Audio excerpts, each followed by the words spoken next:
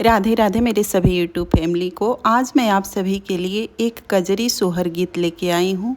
आशा करती हूँ ये सोहर गीत आप सभी को बहुत ही पसंद आएगा। अगर पसंद आए तो मेरे वीडियो को लाइक कमेंट शेयर करिएगा और मेरे चैनल को सब्सक्राइब भी कर लीजिएगा और वीडियो को फुल वॉच करके हाइप भी कर दीजिएगा। राधे राधे।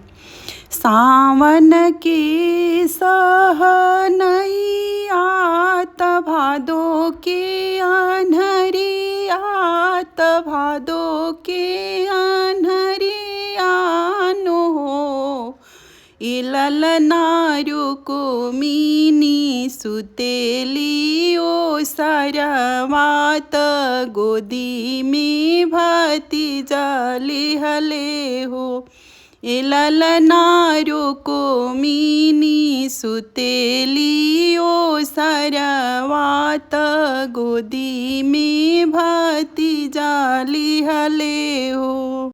सावन के सहनैया भादो के अन्हरिया नो हो इललनारु कुमिनी सुतेली ओ सरवा गोदी में भती जाली हले गोदी में भती जाली हले हो।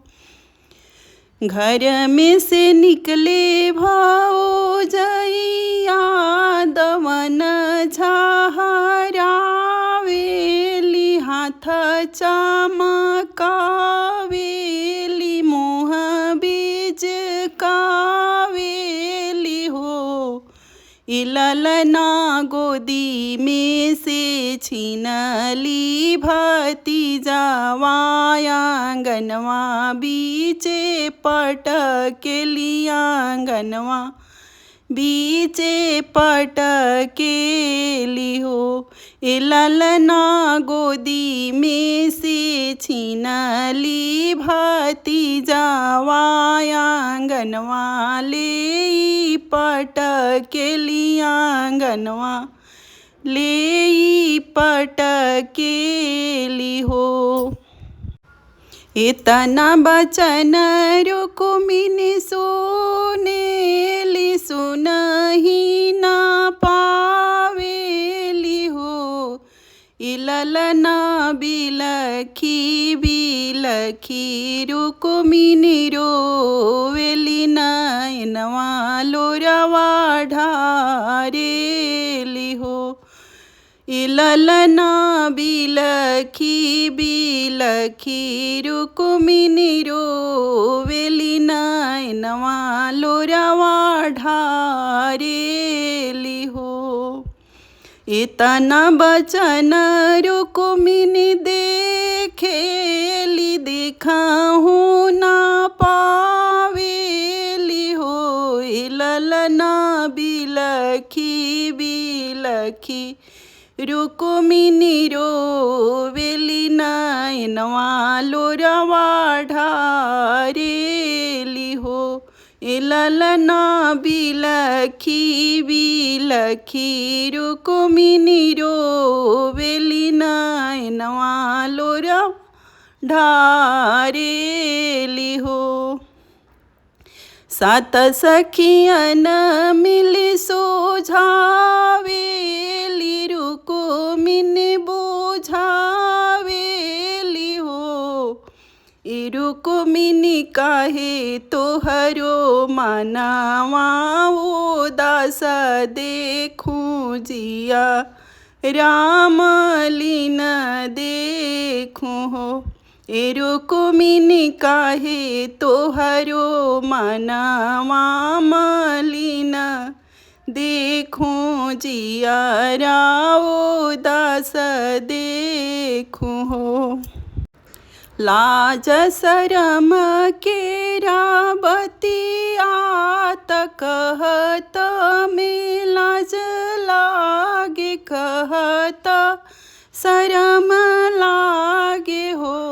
सखिया घर में से निकले भौजैया हाथ चमकावेली मुँह बीज कावेली हो। ए सखिया गोदी में से छीनली भतीजावा आंगनवा बीचे पटकेली, आंगनवा बीचे पटकेली हो। ए सखिया गोदी में से छीनली भतीजावा आंगनवा बीचे पटकेली हो। चुप हो खई रुक्मिन, चुप हो खनैना लोरवा पोछा हो। रुक्मिन का होई है अमावा का खइले, आठुलिया का चटले, आठुलिया का चटले नु हो। चुप हो खई रुक्मिन, चुप हो खनैना लोरवा पोछा हो।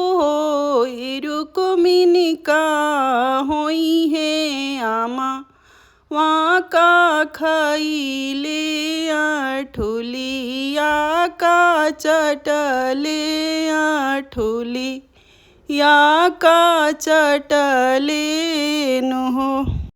ए रुक्मिन का होई है आना कर जमाला का जाले रे नाही आपन, जाले रे नाही आपन हो।